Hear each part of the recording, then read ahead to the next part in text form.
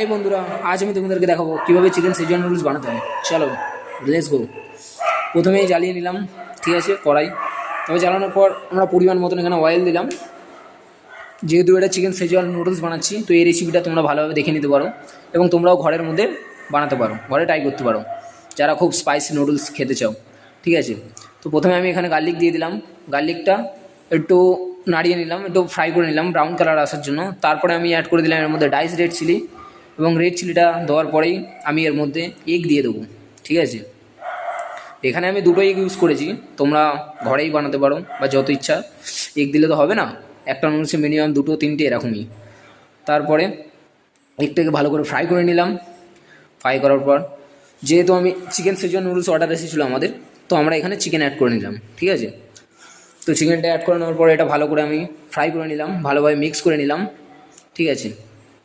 তারপরে এর মধ্যে আমাদের ভেজিটেবিল যাবে। ভেজিটেবিলের মধ্যে আমরা দিয়ে দেবো julienne onion and bell pepper. Bell পেপারের মধ্যে আছে রেড ক্যাপসিকাম, ইয়েলো ক্যাপসিকাম এবং গ্রিন ক্যাপসিকাম। তার মধ্যে আমি দিয়ে দিলাম চাইনিজ ক্যাবেজ আর বকচুই। তো এটা দেওয়ার পর ভালো করে মিক্স করলাম। মিক্স করার পর একটু বাটার অ্যাড করলাম, ঠিক আছে, তোমরা সবাই দেখতেই পাচ্ছ। তো বাটারটা অ্যাড করে দেওয়ার পর সুন্দরভাবে এটাকে মিক্স করার পর আমরা নুডলস ঢাললাম পরিমাণ মতন। নুডলস ঢালার পর এটা আমাদের homemade Schezwan sauce. Schezwan sauce ঢালার পরে আমরা এরপরে ঢালবো চিলি পেস্ট, ঠিক আছে। তো চিলি পেস্টও বেশি না, চিলি পেস্টও 1 চামচের মতনই।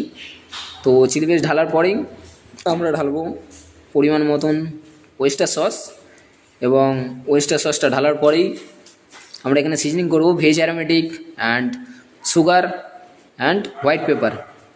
তো এটাকে খুব সুন্দরভাবে মিক্স করতে হবে, কারণ একটা নুডলস বা কোনো কিছু বানাতে গেলে তার সিজনিংটা খুবই দরকার, ঠিক আছে।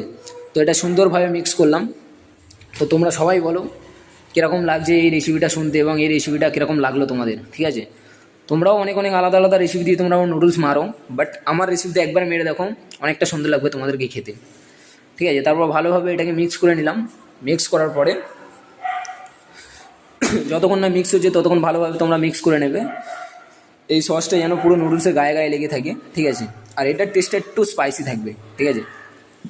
তারপরে এটা ভালো করে মিক্স করার পর ভালো করে ফ্রাই করে নিলাম। ফ্রাই করার পর আমরা এর মধ্যে অ্যাড করব স্প্রিং অনিয়ন, যেটাকে আমরা বলা হয় স্ক্যালিয়ন। আমরা এর মধ্যে স্ক্যালিয়ন অ্যাড করব, এবং স্ক্যালিয়নটা অ্যাড করে দেওয়ার পরেই আমরা এটাকে ভালোভাবে নাড়িয়ে নেব, ঠিক আছে। অলরেডি আমাদের নুডলস ডান, ঠিক আছে, মানে নুডলস হয়ে গেছে। তো এটা আমরা এবার পিক আপ করবো।